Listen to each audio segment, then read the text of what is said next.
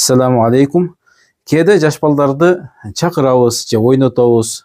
Же ке мунаны берем, же ме муну ал деген сөздөрдү көп колдонобуз да. Бирок эгерде мына ушул учурда эгер биз жалган айткан болсок, анда ал жалган болуп жана күнөө болуп бизге жазылып калат. Анткени Абдуллах ибн Амир радиаллаху анху айтат, бир күнү пайгамбар саллаллаху алейхи вассалам биздин үйдө эле дейт. Анан энем мени кеме муну сага берейин деди эле. Ошондо пайгамбар саллаллаху алейхи вассалам: "Эй, сен буга эмне берейин деп атасың? Эмне берейин деп чакырып атасың?" деди эле. Энем айтты: "Мен курма берейин деп атам" деди.